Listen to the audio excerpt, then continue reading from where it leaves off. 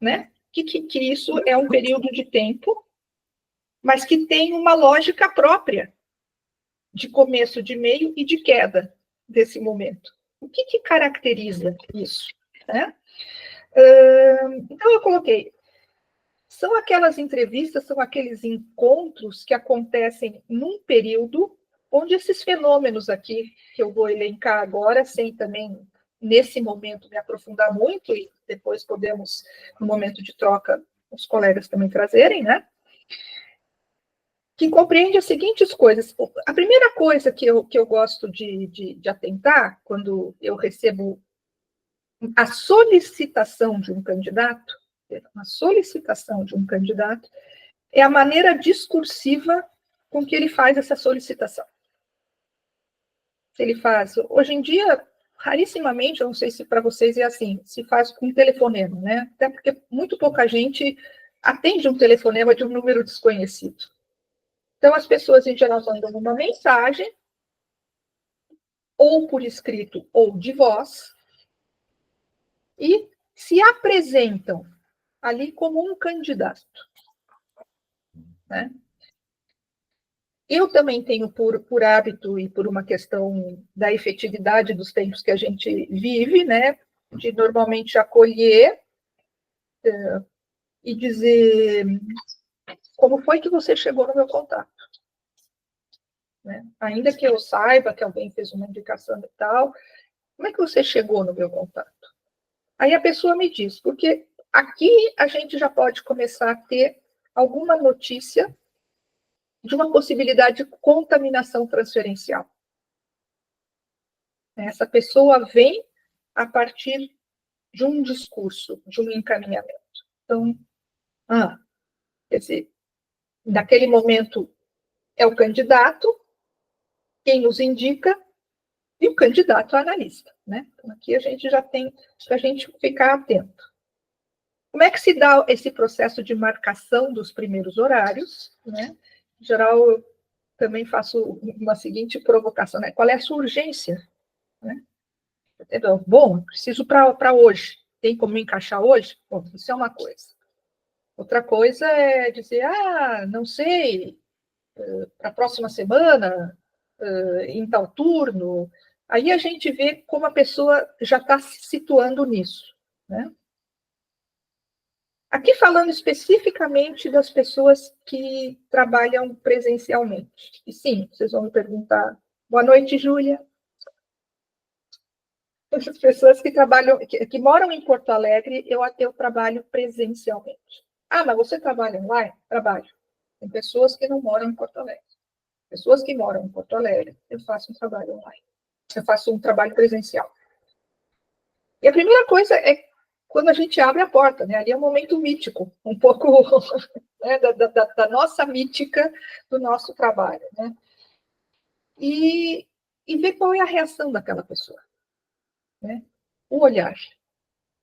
O que olha, para onde olha, qual é a expressão linguageira, como é que se apresenta, né? E quais são as primeiras produções de linguagem que essa pessoa faz sobre aquele encontro. É muito difícil parar o carro aqui, né? Vim subindo essa lomba, estou sem fôlego. Então, posso passar? Outros já vão passando, já vão entrando, já vão começando a associar em pé mesmo. Quer dizer, é poder olhar esse momento que para nós é um momento mítico. Por quê? Né? Porque na teoria a gente vê, esse é uma reprodução daquele momento inicial, do desse sujeito, né? Que já perdeu a sua libra de carne, que já é um sujeito da linguagem, ainda que muitas vezes não articule a linguagem, mas é um ser humano imerso na linguagem, que encontra com esse outro, que é um mistério. Então, como é que todo esse complexo humano se relaciona com esse ser que abriu a porta e com esse espaço, né? E a gente acolhe isso, né? E normalmente eles lançam algumas perguntinhas assim que nesse momento já são extremamente transferenciais, né? Ah, eu achei que eu estava atrasado, eu cheguei muito antes. Tudo isso para nós, quer dizer, eu acho que a gente acolhe com afabilidade, né? Com um olhar atento, com um sorriso, com um gesto que aponta a poltrona, mas já não responde num eixo de equivalência, né? Desse lugar de a linha e um grande outro, né?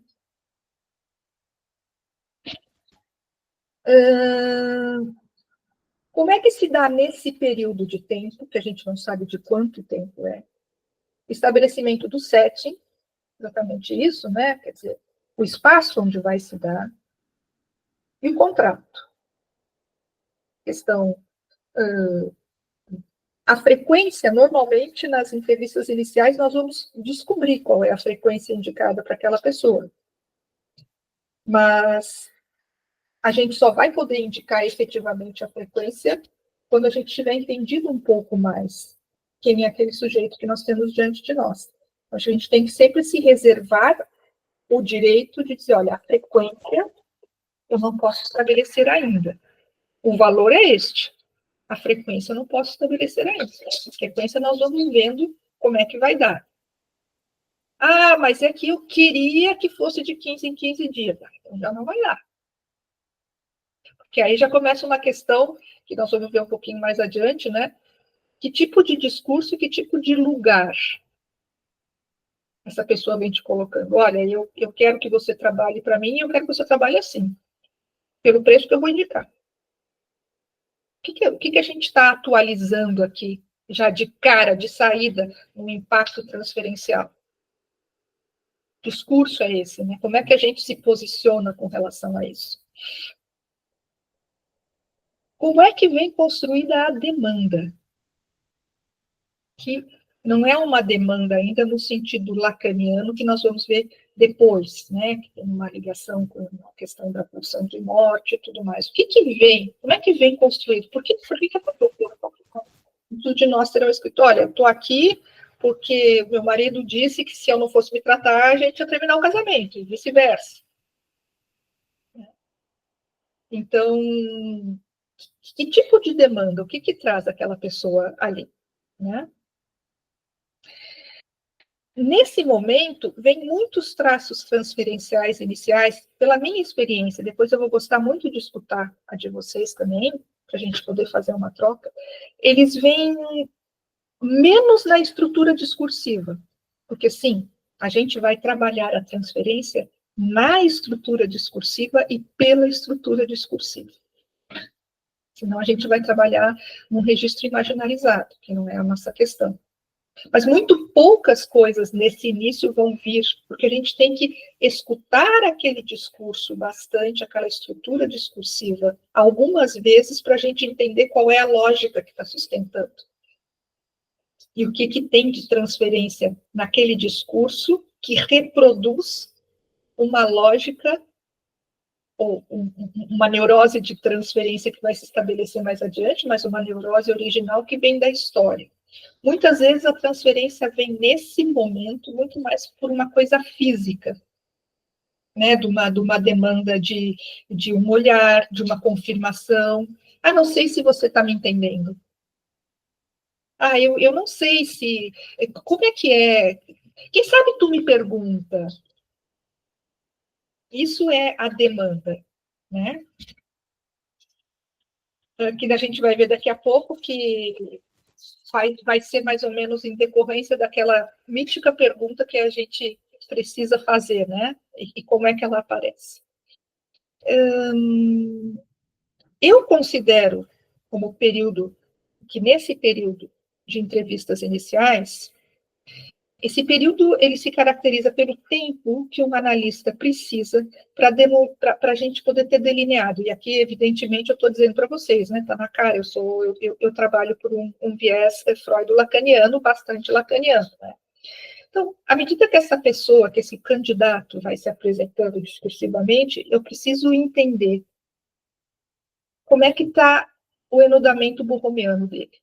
Como é que ele se situa nesse entrelaçamento, se há, entre o simbólico, o real e o imaginário? Como é que ele está situado aí?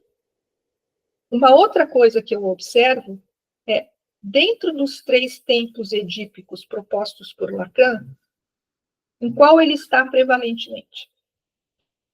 Até onde ele conseguiu chegar? Porque muito possivelmente é a partir dali que vai se construir ou não o desejo de análise, né? Qual é a fantasia, o núcleo fantasmático ou o núcleo da neurose de transferência? Por onde? Qual é a cena fantasmática, traumática, que ele muitas vezes não tem noção que existe, mas que está se atualizando já pelos acordes transferenciais, seja do ato, da lida, ou já alguma coisa discursiva? Qual é esse núcleo? E muito importante, que para mim é fundamental. De que forma goza esse sujeito?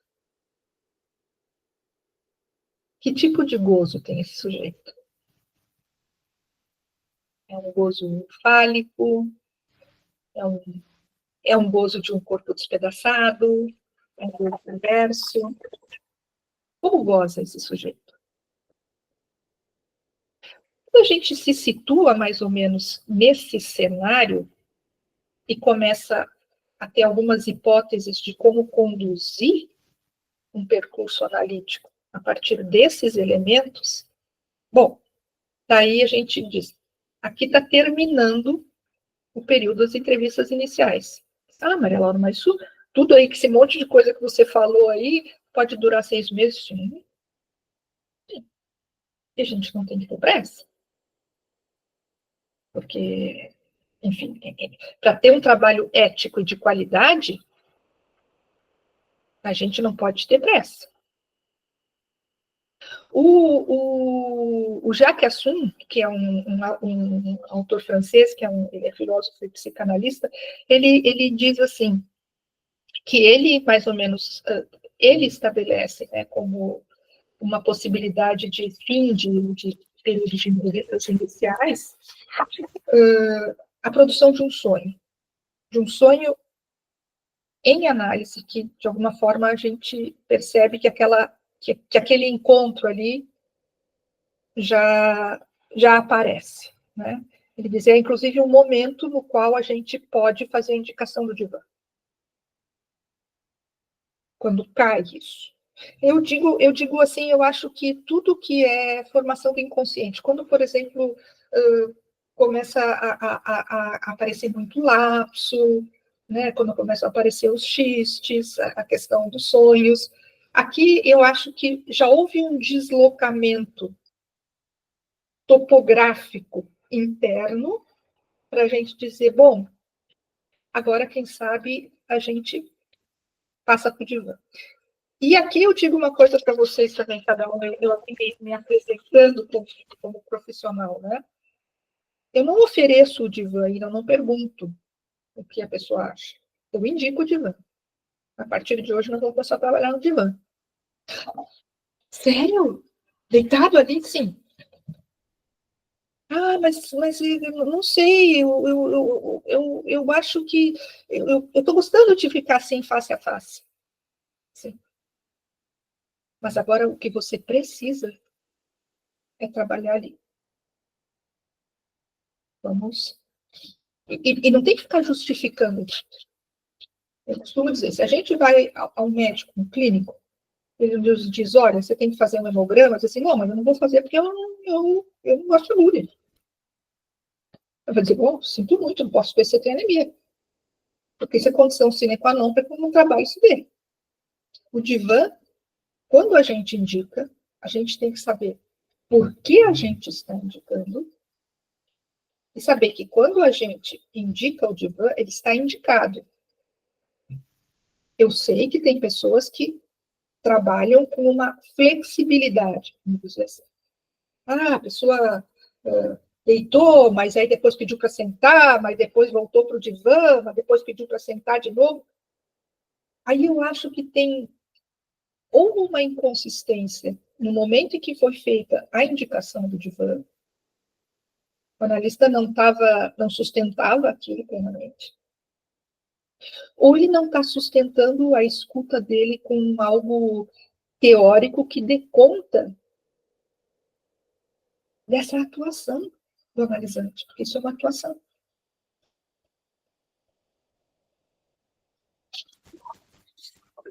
Quando chega lá, a gente abriu a porta, a pessoa senta, a gente senta, aí vem aquela famosa pergunta, né? Que voi? Eu pronuncio com muita alegria, né? Que é também a minha língua paterna, né? Que voi? Em italiano quer dizer o que você quer. Lacan traz essa pergunta como uma pergunta, a pergunta mais importante, eu acho, de um processo de análise. Eu realmente acho. E ele usa como ilustração, é bonito, um romance do Jacques Cassot, que é um francês, que ele escreve, que é a história de um grupo de pessoas estudiosas, místicas, e, enfim, que gostavam das coisas das profundezas, tipo nós, assim, essa noite aqui na frente dessa tela. Eu não fomos olhar a Lua e Júpiter, mas daqui a pouco a gente vai. Chama-se O Diabo Apaixonado, ou O Demônio de Cazotte.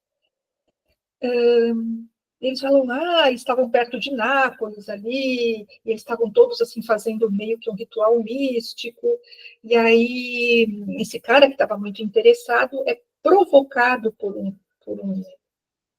colega dele que está ali, que se chama Soberano. Soberano era aquele que tinha um conhecimento muito profundo sobre a mística, né? O nome não é por acaso.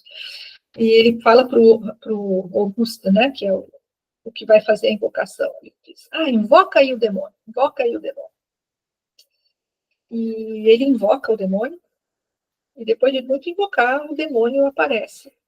E a hora que o demônio aparece para ele, depois de ter sido muito, muito chamado, dele ter batido na porta, o demônio abre a porta e diz, eu vou, por que você está tanto me chamando das profundezas? O que você quer? Uma coisa assim, uma passagem meio off-topic, que alguns de vocês certamente vão ter feito uma ligação com o Fausto de Goethe, né? E o Fausto faz a invocação também. O Cazotte escreveu antes do Goethe. Esse romance é anterior ao romance alemão. Olha que curiosidade, né? E a temática é a mesma. E é isso, né? Acho que quando a gente abre a porta, quando um candidato se apresenta para um encontro com um outro, o que é isso? E normalmente a gente chega até aqui, escuta muitos colegas e pessoas que transmitem a psicanálise lacaniana fazer alusão a isso, mas não com a mesma frequência a gente escuta dizerem a resposta que não é enunciada pelo candidato, mas que é a demanda universal de qualquer um que procura um espaço de fala e escuta. E que demanda é essa, né? É uma demanda de amor incondicional. Quando o analista demônio propõe que voe, de alguma forma o analisante nos responde: tu podes me perder? Tu podes ficar sem mim? A demanda dele é que o analista o eleja como grande objeto. Não importa a notícia que eles venham nos dando, que estão com um problema no casamento, que não sabe como fazer para terminar o doutorado, que a demanda, pelo menos pela que é a linha que eu sigo, a demanda de alguém que busca, que bate na porta para se fazer escutar, para se fazer ouvir, para se fazer cheirar, para se fazer ver por um outro me ame incondicionalmente. E depois a fórmula que Lacan vai maternizar do fantasma traduz isso. O sujeito que se transborda naquela demanda. E é por isso que eu acho que o Lacan, aí vem essa orientação técnica que faz para mim muito sentido, né? Ele orienta que a gente seja muito minimalista na nossa aparição diabólica. Que o diabo não seja muito palavreiro. Que o diabo seja mais astuto do que palavreiro. Porque aqui já se estabelece a primeira questão, esse silêncio estabelece a assimetria do lugar. Não é como uma vez eu me lembro de uma pessoa, um homem que coordenava seminário, que gostava muito de dizer, assim, bem fanfarrão, assim, eu já logo digo, aqui o teu trabalho é falar, eu só vou escutar. Não há a menor necessidade disso. Porque aqui eu também já acho que tem um deslize transferencial do analista. É simplesmente, em silêncio, você escuta. E você mostra que o fato de você estar ali escutando não quer dizer que você está numa posição de simetria. Ou seja, que você vai responder, como diria Lacan, a cena do mundo. Do tipo, tu tens filhos? Tu não sei o quê? Quer dizer, aqui, esse recolhimento, esse minimalismo, essa escuta que reaparece, e quando reaparece em cima do discurso e do significante anunciado pelo candidato, é que já mostra que, bom, aqui não, que nós estamos em lugares diferentes.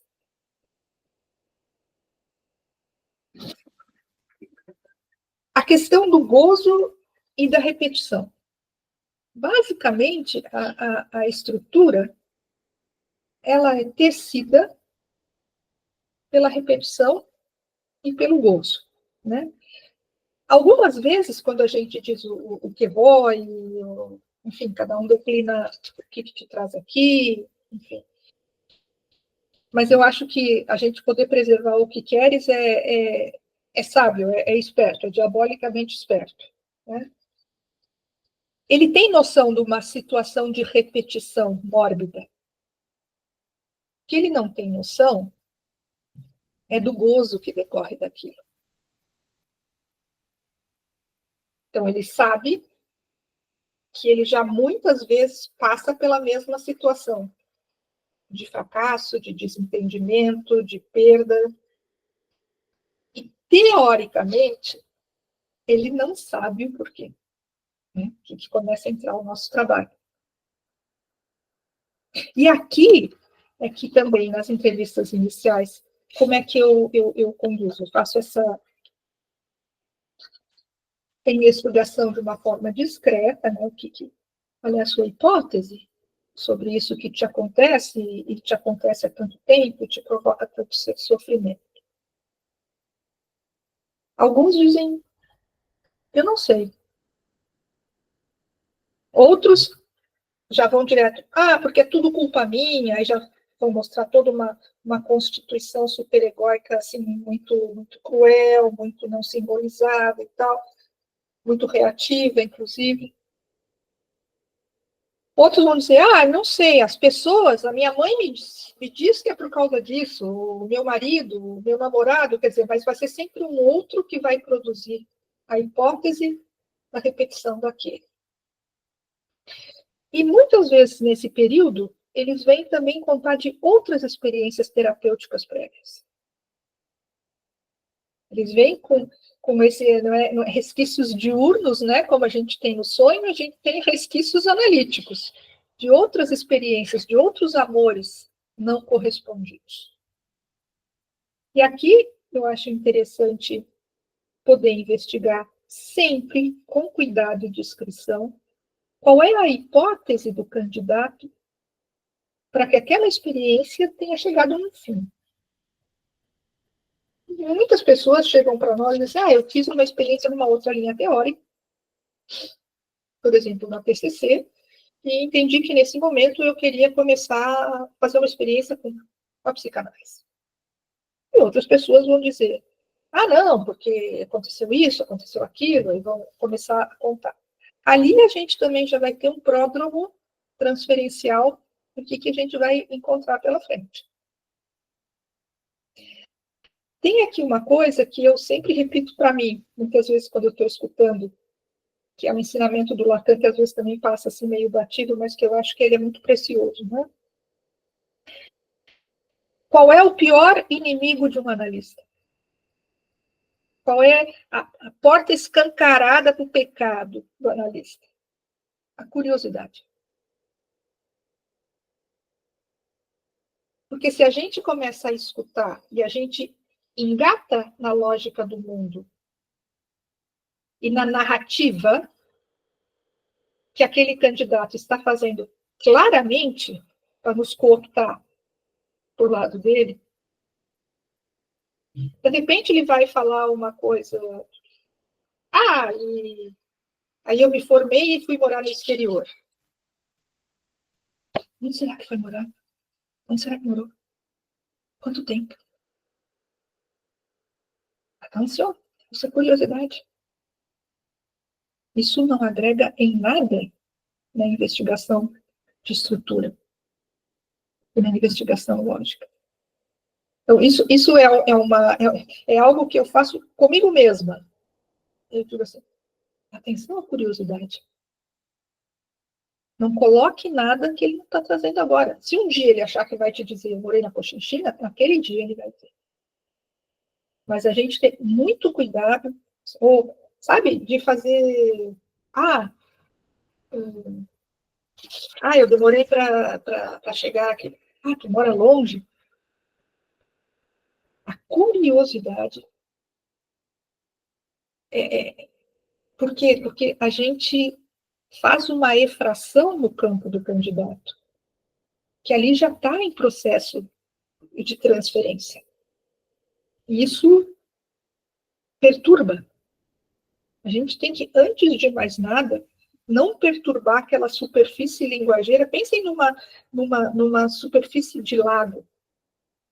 E vai falando lá do jeito dele, aparece uma pedra, aparece um galho de. Mas é do jeito dele. Quando o analista enuncia ou aparece linguageiramente, é uma pedra que a gente atira na superfície do lago. E a gente perturba toda aquela maneira como aquela superfície estava se mantendo. Então, o uso da palavra tem que ser muito cuidadoso. A verdadeira abstinência que Freud nos indica, lá no número 12, é essa. É abster-se da curiosidade, de uma palavra explicativa, de uma palavra de mestria. Mas um silêncio que suporta esse lugar. Aqui está a nossa contrapartida da assimetria de lugar. A gente não vai responder a curiosidade dele sobre nós. Mas nós também não vamos exercer a nossa curiosidade sobre ele. É que nós estamos interditados. O outro ponto que eu pensei em propor para vocês, para a gente conversar, é a estrutura discursiva, né? O que a gente tem diante de nós? Como é que se apresenta linguageiramente aquele candidato que está na nossa frente? Pode ser um sujeito da fala ou um sujeito de discurso, né? E aqui eu gostaria de precisar algo que nesse momento, nessa noite, nesse trabalho, quando eu estou falando dos sujeitos da fala, eu estou falando basicamente de sujeitos adultos, porque nesse momento a minha clínica é uma clínica com adultos, tá? Ou pessoas com um arcabouço de linguagem que dê conta de se representar ou se apresentar diante de um outro, sem ter que recorrer a outras coisas, como, por exemplo, um jogo, um roleplay, um desenho, né? Alguém que se represente ou se apresente, mas fazendo uso da linguagem falada. Tá? O sujeito da fala, na minha compreensão até aqui, até hoje, né? Ele é diferente do sujeito do discurso. O sujeito da fala é, vamos dizer, é alguém que foi alfabetizado linguageiramente. Vamos fazer assim uma comparação que pode ser um pouco grosseira e depois você tem todo o direito de me atirar a pedra no final. Que bobagem, mas é uma comparação que eu vou propor, né? O que a gente diz hoje em dia, né? Assim, grande parte da população é analfabeta funcional. O que é isso? Todo mundo tem na sua cabeça uma ideia do que seja um analfabeto funcional. Uma pessoa que tem uma precariedade na sua relação com o simbólico escrito, né? Com a gramática, com a própria interpretação de texto. A pessoa é capaz de ler uma lista de supermercado, de ir na feira, mas ela não lê um poema. Até lê as palavras, mas não tem a menor ideia do que é aquela sequência, que passagem de sentido tem ali. Então, eu diria que o sujeito da fala é um sujeito que tem esse tipo de constituição de linguagem, não na escrita, evidentemente, né? Porque não estamos falando do Derrida, estamos falando do Lacan, mas é uma pessoa que tem um contato com a linguagem extremamente instrumental. A linguagem, ela é nominativa.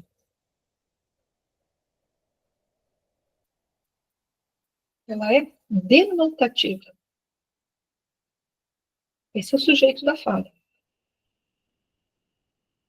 O Sartre é aquele que lê o poema. É aquele que tem acesso a um simbólico conotativo. É aquele que, se a gente faz uma proposição de uma metáfora, ou de um poema, ou de um dito popular, ou faz um xiste, a pessoa ri, porque ela entende essa passagem de sentido ali onde não tem o elemento simbólico. Bom, aqui nós estamos falando de um sujeito de discurso, não mais de sujeito, digamos, da lista do supermercado.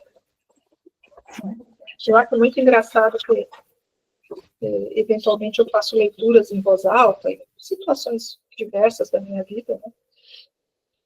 E, às vezes, textos antigos, as pessoas me dizem assim, ai, como tu lê bem? Não, não existe isso. A pessoa só não lê bem o que ela não entende. A pessoa está diante de um texto que ela não entende, ela vai ler bem. Ela não vai entender o sentido do que ela está pronunciando. Então, esses são índices que a gente tem. As entrevistas iniciais, aí a gente definiu, né? Bom, aqui eu estou diante de um sujeito da fala, eu vou pensar que eu tenho um percurso técnico para desenvolver. E aqui eu tenho um sujeito do discurso, que eu tenho um outro percurso técnico para seguir. Ok.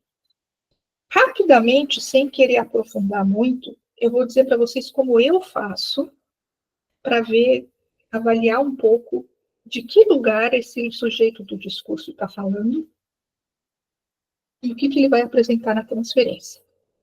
Para fazer isso, eu costumo me reportar aos 4 discursos, os laços sociais do Lacan. Normalmente, normalmente, aqueles que já têm mais ou menos sua prática sabem, né? São os 4 lugares, eles vão girando da esquerda para a direita, um quarto de vez cada vez. As pessoas chegam, eu coloquei ali uma coisa, tá feioso, até minha filha falou, mãe, isso está um pouco feio. Eu falei, minha filha, mas vai assim mesmo. Ou com o discurso do mestre, daquele do faça, você tem o saber, então responda a minha questão. Ou com o discurso da histérica, que diz, eu tenho uma questão. E essa minha questão quer dizer algo sobre mim. E eu não quero saber de nada sobre o que essa questão quer dizer sobre mim. Não ouse me dizer o que eu não quero saber sobre mim. E é belíssimo, porque normalmente a pessoa com essa estruturação, ela chega transbordando, assim, né? É belíssimo, assim, né? E eu sei de tudo, mas não me diga nada do que eu sei. E tudo que eu não quero aqui nesse lugar é que você me diga o que eu não quero saber. E que eu sei. Porque eu falo desse lugar de um sujeito da falta. E já no discurso do mestre, que seria o tal do discurso do amo, né, o da esquerda, superior à esquerda, a gente tem um sujeito, que ali embaixo, onde está o lugar da verdade, né, o sujeito barrado, ali onde ele é um sujeito da falta, ele reage a isso, mas ele não entra em contato subjetivo com isso. Então, a reação dele é propor ao outro, a esse lugar outro, que produza algo que faça com que ele não tenha que perceber o sofrimento que essa condição faltante, com a qual ele não entra em contato, produz nele. Então, em que lugar, se a gente tem essa possibilidade de pensar os discursos a partir daqui, que lugar nos oferece o candidato?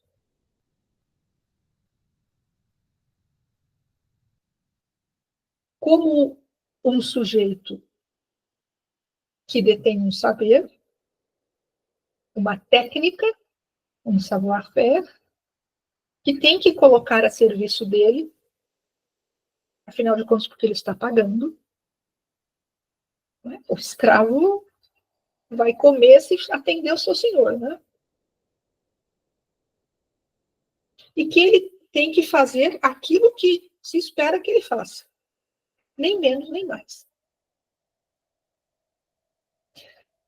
Na histeria,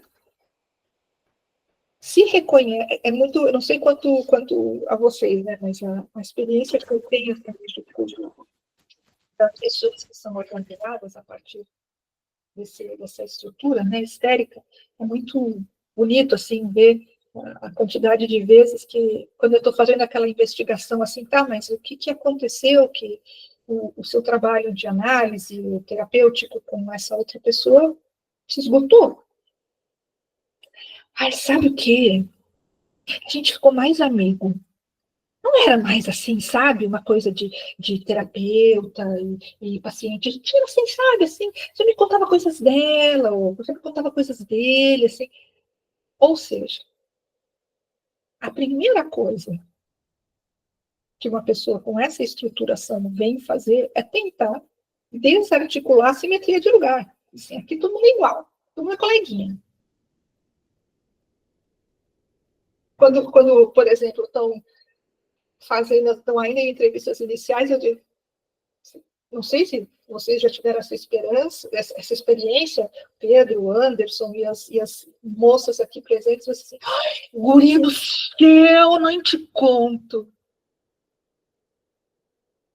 Que lugar é esse aí? Que lugar é esse aí que a gente está sendo colocado? Cara, o que que Oi? foi isso, cara? O que que foi isso, cara? Cara, guria! Quer dizer, é essa questão, e aqui está a questão incestuosa que propõe Freud. Nós estamos no mesmo lugar, nós podemos a mesma coisa. Nada me impede essa simetria. E o que acontece é que se a gente não tem esse lastro, que eu vou trazer daqui a pouquinho, né, das possibilidades técnicas, se a gente não tem esse lastro teórico muito bem fundamentado, a chance que a gente tem de cair na rede, se embananar, é enorme. Porque o que se passa ali a gente sabe, né? No dia a dia, no calor do dia a dia, a gente sabe, você escuta, é impressionante. Aqui eu trouxe, aqui, ó, a possibilidade das nossas construções técnicas, tá? Aqui eu escrevi essa frase. Eu acho que se a gente puder, desse nosso encontro aqui, levar alguma ideia, é essa aqui.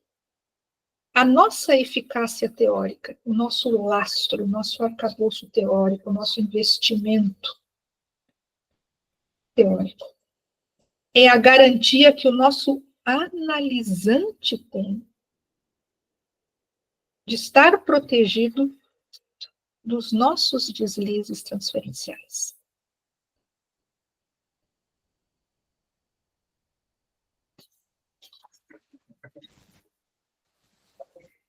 A técnica psicanalítica, vou escrever aqui, vou ler para vocês o que eu escrevi, tá? A nossa técnica psicanalítica é uma forma de ocupar um lugar assimétrico, que cabe por responsabilidade ética ao analista. E a nossa técnica não pode jamais prescindir da ética, como ensina o próprio Lacan. Ele próprio diz que a psicanálise não é uma técnica, mas é uma ética.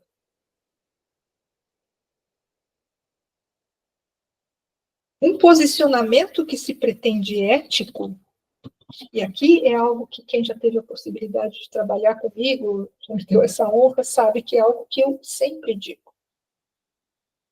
Um posicionamento técnico que se pretende ético, ele tem que ser capaz de se justificar. Por que você escolheu esta palavra neste momento?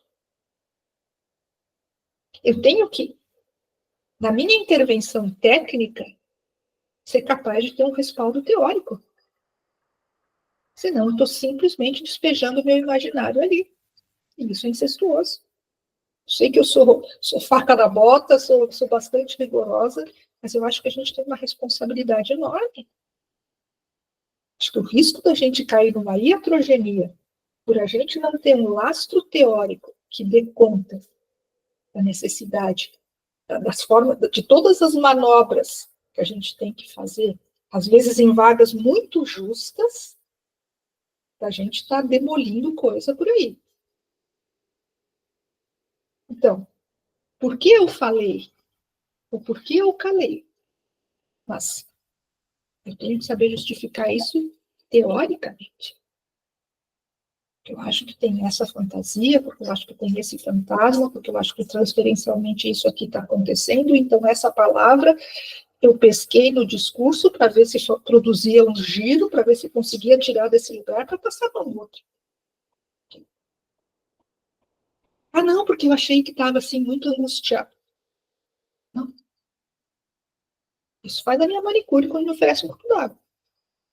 Não se trata disso.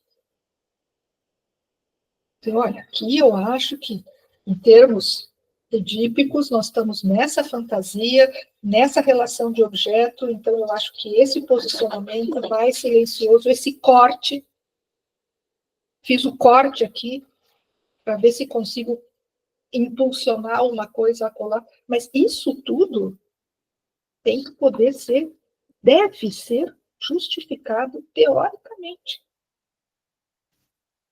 E isso só vem, isso que nós estamos fazendo juntos essa noite, com a gente poder refrescar, se apresentar como profissional, dizer, gente, isso aqui é o que eu faço na minha técnica, isso aqui é o que eu faço na minha clínica. Se colocar em questão diante dos seus pares e estar sempre escutando o analisante, eventualmente um candidato, a partir deste parâmetro. O nome do pai, para nós, a interdição, para nós, a ética, a nossa ética, se baseia nisso. Numa escuta que é uma escuta absolutamente atravessada pela psicanálise, pelo saber analítico. Se eu não posso responder pela minha técnica enquanto psicanalista, a partir do saber construído ao longo dos anos em psicanálise, eu preciso prestar atenção. Porque a chance que eu tenho de poder estar fazendo uma clínica rasa que pode promover iatrogenese existe. Então, eu deixo essa frase, que a eficácia teórica, a nossa eficácia teórica, é a garantia que o nosso analisante tem de estar protegido contra os nossos deslizes transferenciais. Eu me lembro de uma época aí que eu fazia análise de controle, né, que também, no vulgo também chamada previsão, de uma profissional muito boa, excelente, todas as vezes encaminhei pessoas para ela, e que ela trazia sempre uma escuta de um rapaz e tal, e eu escutava, e eu tinha um ponto de trabalho, batia ali, batia, voltava, e um dia eu falei, fulana, deixa eu te perguntar uma coisa, por que essa pessoa não está no divã? E ela me respondeu com toda a alegria e beleza que essa pessoa tem, porque ele é muito bonito, eu gosto muito de olhar para ele. Eu acho ele tão interessante, ele é lindo.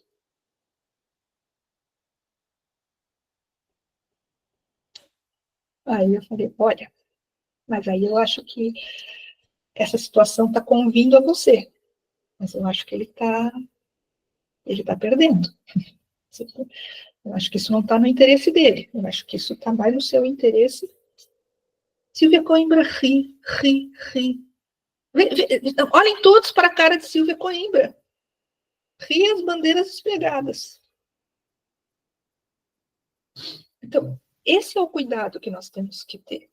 Por exemplo, qual é a frequência que esse analisante vem vindo? Pois é, eu entendo que tinha que ser 2 vezes por semana, mas ele falou que não. Mas que lugar é esse que a gente está ocupando? Quando a gente faz uma indicação de frequência e a pessoa diz não, essa frequência não, a gente está, então tá bem. Como é que a gente justifica isso? Mas é que senão a pessoa vai embora, senão eu fico sem paciente. Mas o que nós estamos fazendo? Mas para terminar essa parte da gente fazer agora,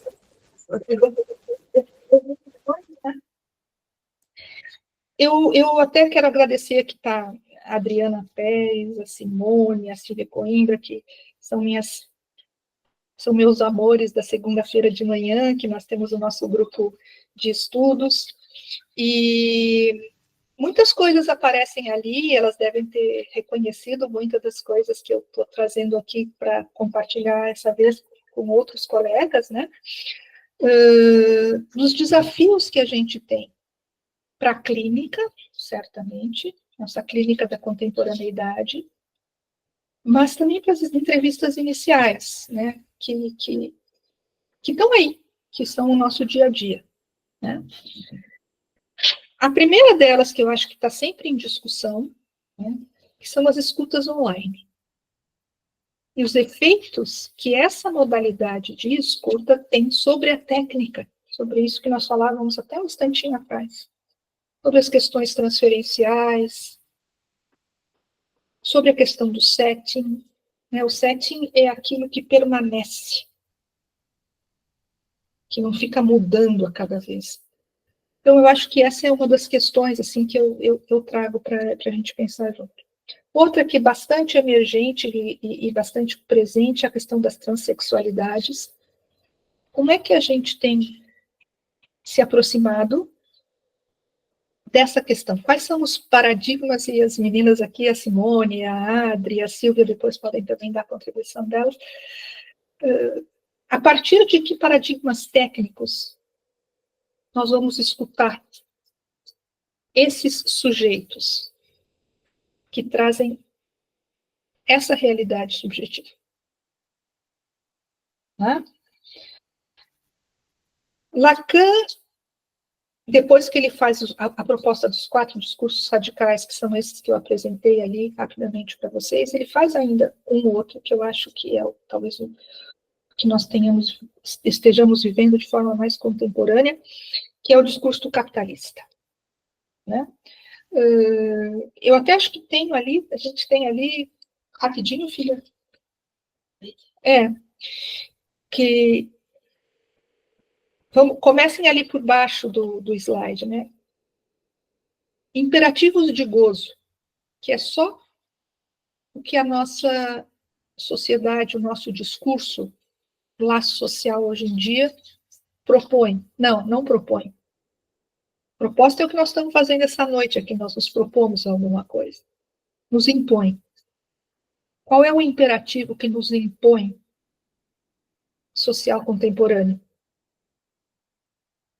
Acumule e apresente-se e mostre. Como disse a Maria Rita Kel, Júlia, até naquele trabalho que nós fizemos juntas lá, por sua grande generosidade na CIG, né? Hoje em dia, as pessoas não querem mais se tornar um adulto para ser um cidadão, as pessoas querem se tornar famosas. Elas querem se apresentar para um olhar e serem validadas por isso. Então, trabalhe, produza e consuma. E seja consumido. Esse é um desafio enorme, porque as pessoas vêm absolutamente imersas nesse discurso. Eu vou ler aqui para vocês um pedacinho desse livro aqui, que eu não posso deixar de recomendar, que é um livro fantástico, Os Discursos da Psicanálise, do nosso mestre Aurélio Souza, que seria um livrinho bom pra caramba, Pedro, da gente fazer um grupo de estudos só sobre ele. Eu vou ler um pedacinho aqui do que diz nosso Aurélio mora em Salvador. Ele diz que nessa Constituição, escutem isso aqui, que eu acho uma coisa fantástica, que nessa condição discursiva, do discurso do capitalista, o saber, como tal, pensem nas faculdades, nos cursos de graduação, pensem, faça valer o quanto se pode vender e comprar dele. O saber vira um objeto de compra e venda. Levando-se em conta que o próprio trabalhador, e aqui agora pensem psicólogos, coaches, analistas, influencers, o próprio trabalhador vai se transformar num valor de mercado que pode ser vendido e comprado. Tem seu passe colocado à venda.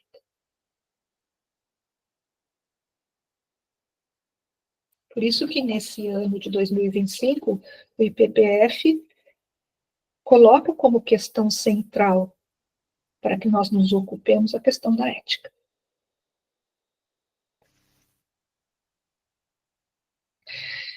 Depois, essa questão do discurso do capitalista, que eu acho interessante a gente levantar. Tem ainda nesse livro do Aurélio, o final do penúltimo capítulo, antes das conclusões, em que ele traz uma proposição discursiva também, bem provocativa, mas que eu acho muito interessante, que é o discurso do aviciado. Eu gosto muito porque no Nordeste, na Bahia, sobretudo, onde ele vive, né, as pessoas têm essa forma de falar, assim, né, que eles não dizem o fulano é viciado, eles dizem o fulano é aviciado. Tá viciado, tá viciado. E ele pega, ele faz uma brincadeira, porque ele faz o A como objeto pequeno a, objeto causa de desejo, viciado, ou seja, sujeito contemporâneo como um sujeito viciado no objeto pequeno a. Ele vai fazer todo um discurso aqui nesse capítulo que eu acho muito meritório da gente poder entrar em contato. Tá? E aqui só vou falar rapidamente, porque quando eu estava preparando o material, eu acabei escutando alguma coisa de conversa com o que o Massimo Recalcati, que agora parece que o Brasil descobriu, Porto Alegre querendo fazer encontrinhos online com ele. Olha, gente, é um cara que eu conheço pessoalmente, é um cara turinês, da mesma cidade que eu, é um psicanalista que nem a gente, nada, não é o ó do Borogodó, mas é um cara muito inteligente também, com as suas boas proposições, e nesse aspecto, ele se aproxima disso que o Aurélio já falou antes dele, né? Que essas pessoas com esse tipo de estruturação, e eu mesma fiz um raciocínio que eu não sei o que foi que eu marquei, mas eu certamente, não foi, mas que eu vou me lembrar de dizer para você, esse sujeito do A viciado, ele tem uma fantasia de se subjetivar, de se tornar um ser da palavra, talvez um ser humano, sem passar pela função paterna, de poder realizar o impossível, dele poder se constituir como um sujeito a partir de uma condição impossível, sem algo que o ligue ancestralmente, que é o que o Recalcati vai falar o que resta do pai, a falência do pai na contemporaneidade, quer dizer, que são gerações autoengendradas. Eu me crio de mim mesmo. Eu não tenho nada que se refira a um antes a mim. Tá? E ele diz que é uma estruturação. O Recalcati fala numa geração. O Aurélio fala numa estruturação, uma forma de subjetividade, que tem a vontade de gozo, que é oposta ao desejo. Quando a gente lê Kant com Sade, em algum momento Lacan vai fazer essa notação, que é um V maiúsculo, né? Que diz, o sujeito ele tem uma vontade de gozar, ou seja, é um gozo até o esgotamento, que é completamente diferente de um desejo, que se organiza de uma outra forma, passando pelo simbólico. Essa vontade de gozo, ela é uma descarga até o esgotamento do ser. E uma coisa que eu, assim, já preparando esses dias aqui, a conversa que nós estamos tendo agora, eu pensei, né?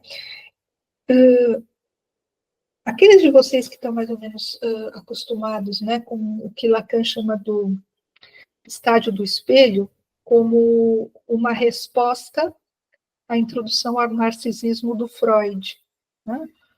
Que o ser humano passa da condição perversa polimorfa por essa percepção sensorial e auditiva de um si mesmo, a partir daquela é a Lebens, quando ele se vê no espelho, e reconhece que aquela imagem refletida no espelho plano que se mexe simetricamente a ele representa aquilo que ele é, né? E ali vai ter toda a questão do engodo. E aqui eu pensei, né, e também toda a parte discursiva, né? Aquela validação no olhar do outro que diz sim, é você. Eu fiquei pensando numa falha exatamente nesse período. Isso me surgiu na cabeça aqui, ó, quando a gente se propõe a alguma coisa, se propõe a pensar, se propõe a conversar. E a pessoa ficou com uma falha muito importante nessa unificação, nessa gênese do si mesmo, sua meta. E ele fica numa condição perversa polimorfa, que não vai ser da perversão do sade, mas vai ser de uma pessoa que vai procurar um prazer em pequenos objetos até esgotá-los. Então, é chupar até terminar, é comer até esgotar, é não comer nunca, é ficar olhando uma tela ininterruptamente até não suportar mais.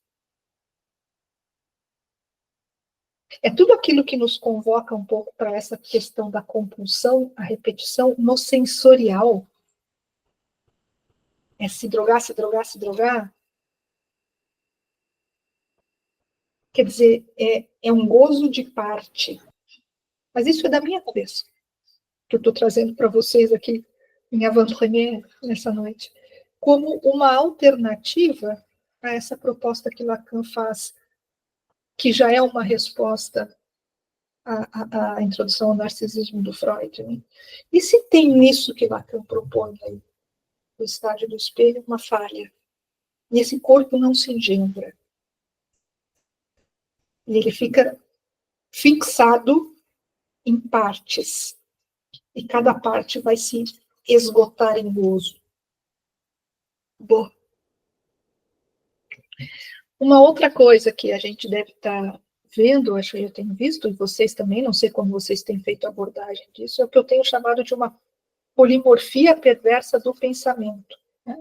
Você tomando essa ideia do perverso polimorfo como algo que é totalmente desmembrado e vai se passando de um para o outro sem perceber a conexão, né?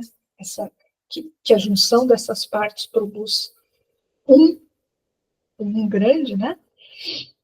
O pensamento, quer dizer, na associação, uma coisa passa rapidamente a outra e dificilmente, se a gente tenta investigar qual é a passagem de sentido, ainda que não precisa ser metafórica, dizer, não, a pessoa não faz o giro metafórico. Não.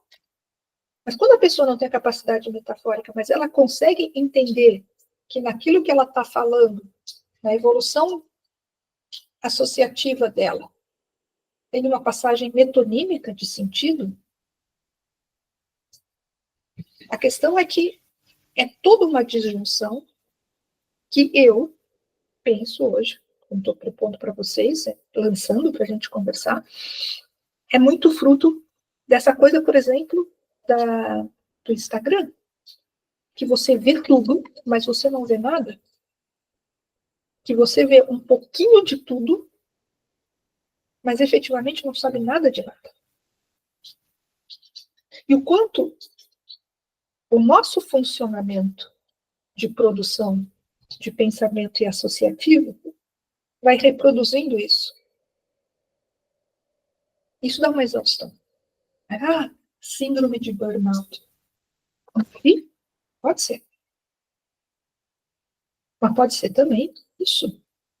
Uma fragmentação enorme. Falando sobre essa questão das novas tecnologias, por exemplo, como é que a gente lida quando alguém vem querer mostrar para a gente alguma coisa, um vídeo ou uma foto no celular durante a sessão? Como é que a gente faz? Né? O que a gente faz com isso?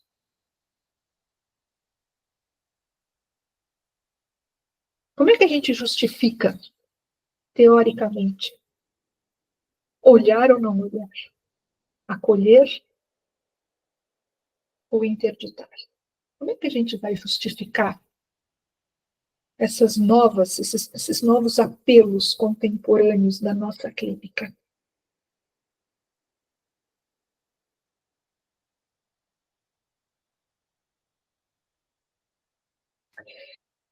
Para a gente começar a conversar, eu vou deixar aqui para vocês mais uma frase do Aurélio, que diz assim: no lugar do analista, ali naquela figurinha ali do discurso do analista, né?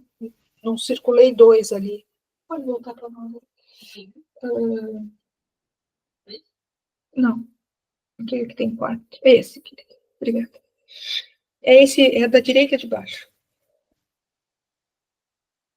O analista, ele perde a sua mestria que, diga-se de passagem, nunca teve, e passa a ocupar um lugar de semblante, de objeto, para desse lugar e com esta função possibilitar ao analisante interrogar o seu desejo e, sobretudo, organizar o seu gozo e, se possível, interferir nos seus efeitos.